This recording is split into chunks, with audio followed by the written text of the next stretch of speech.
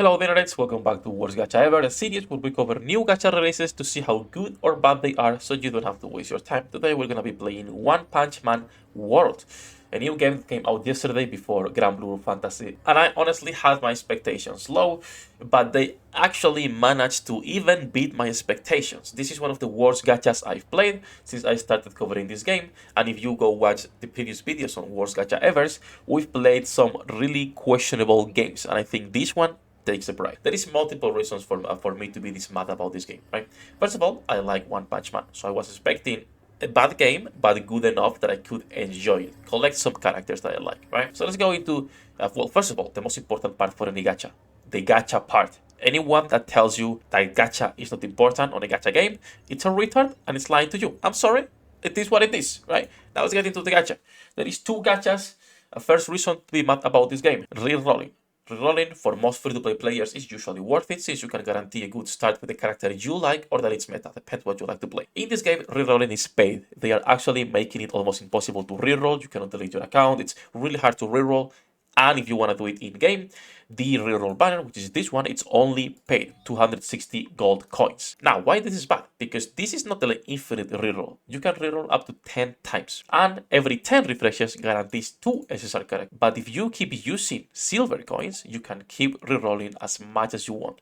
There is no limit. You could farm silver coins, but let's be honest, if you are buying the gold coins, you're going to be buying the silver coins as well. So, every 10 times you refresh here with silver coins after spending gold coins, you can get 2 stars, and you can do this as much as you want and reroll until you get the 2 characters that you like guaranteed, right? So your 2 favorite characters. I think this is one of the biggest pieces of crap I've seen in a gacha in a long time.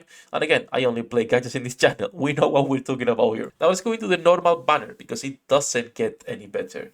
Let's go into the animation itself so you can see how it works, right? You pull the lever and you get a random hero. The chances in this game are awful. So this is an impression arm, I think it's called, which is weapons or light cones or whatever the flavor in this gacha is, right? Let's go into details here. The base probability to get the necessary item is 0.6 item, right? That's what is important because that doesn't mean a character is 0.6. It means a character is 0.3 and a weapon is 0.3. 0.3 on a game that's already niche. This is One Punch Man. People play gachas to collect the characters they love. That's why Black Clover was popular these first 2 months. Because it's a really big anime, a really big IP with a lot of characters people like.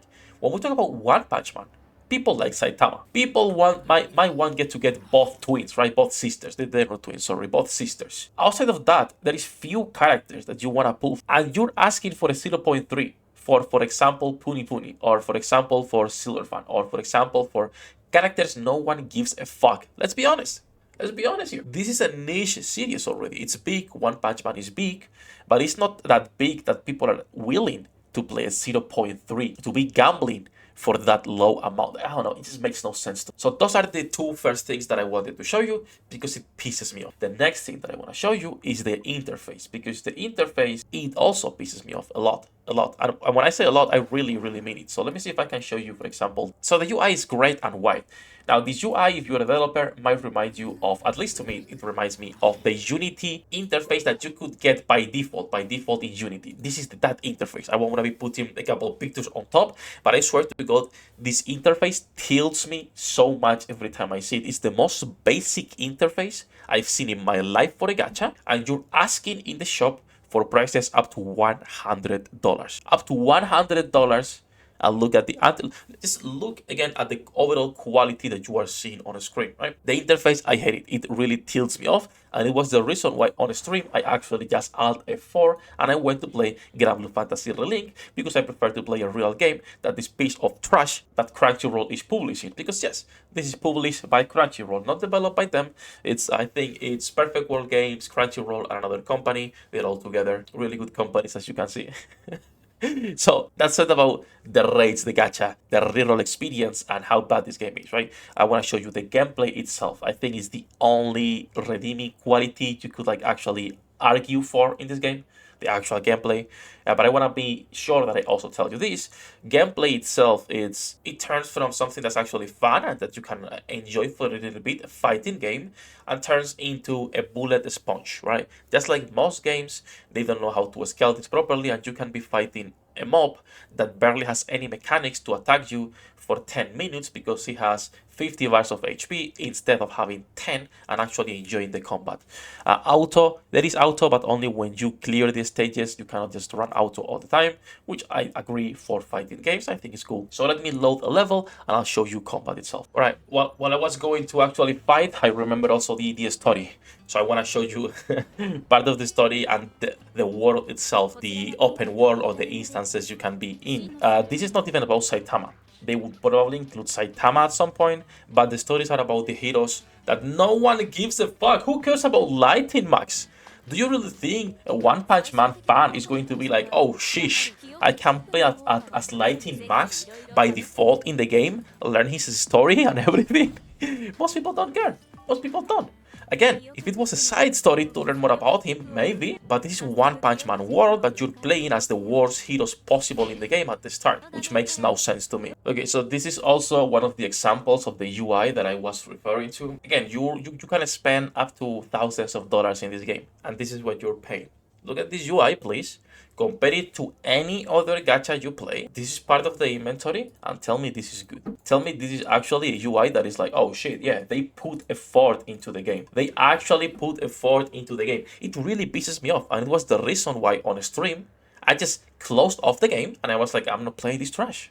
I refuse to play this low quality shit that companies are putting out just to meet the bare minimum that they can, right? To put the game out, milk their audiences, because that's what they're doing, try to find a couple whales and then to the next game.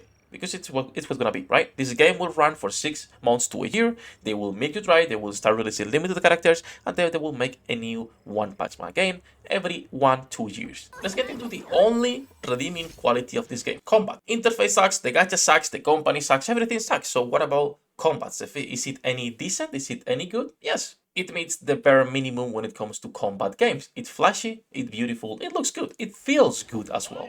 You can come here and actually it feels good. Most characters have unique abilities. They also have different instances that you can switch between to actually fight. There's dodges, there's different things, there's breaks in the defense. It's the basic combat, action combat experience. In that regard, it's actually pretty good. We can use your ultimate in there, you get good animations. It's pretty cool. The issue is you're not even doing combat most of the time. And I'm doing this on easy, so it takes no time. But you will spend 5 minutes fighting the same boss because it has way too many health bars instead of just making it easy.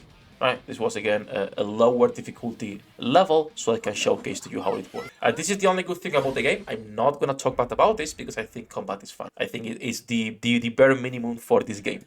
I still don't think it's enough for most people to be playing this. If you really, really love One Punch Man, maybe. But even then, I believe that the other One Punch Man gachas are better than this. I did wanted to showcase though the combat because I don't want to be only, talking shit about the game while it has some positive qualities. Actually, well, it has one positive quality, which is the combat.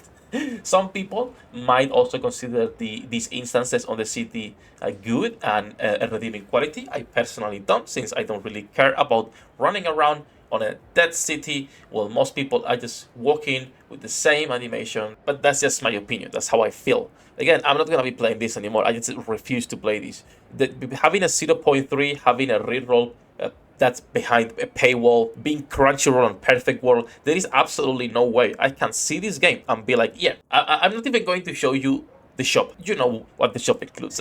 Let's be honest, 2 monthly cards, you have the Battle Pass with 2 different versions, you have a lot of draw packs, which you can buy up to $100 for this beautiful quality. Of course, it was $1,000, but now it's only $90.99. You also have developed packs you can buy, and then the rest is exchangeable things, if I remember correctly. There you go, yeah, and more packs. It's trash. It's one of the worst gachas I've seen in a while. It feels like an asset flip that you will find on Google Play for one of those Naruto or One Piece games or Bleach games that people actually put out as illegal and then play, right? It feels like that game. It doesn't feel like an official One Punch Man game. And we see this with most anime IP based gachas. They suck. There is few that are actually good and that can actually, break that rule of probably you should stay away from them. That said, honestly, I will not touch this game. Like, even if Crunchyroll paid me, now in that case I would. Crunchyroll, if you want me to play this game, hit me up. I will not play this game. There's absolutely no way I could play this unless I'm getting paid, or unless I'm getting enough views in YouTube to justify, my suffering while playing this, which some YouTubers are doing already, and good for them. Get your back in and entertain people, as you should, right? As you should. That said, fuck this game, fuck Crunchyroll. One Punch Man deserves better. Genshin could never. I hope guys you had a good time. I hope you're not playing this. If you are and you are enjoying it, good for you, I guess. We're gonna be playing Grand Blue Fantasy Relink on stream. Come say hello. After that, Nick and Dennis as always. Thank you to my patrons for making this content possible. Good luck with your pool degenerates. I'll see you in the next one. 役立たずは楽園から追放するのみ。ブランとノワールのショータイムです。天地万物を切るとはこういうことです。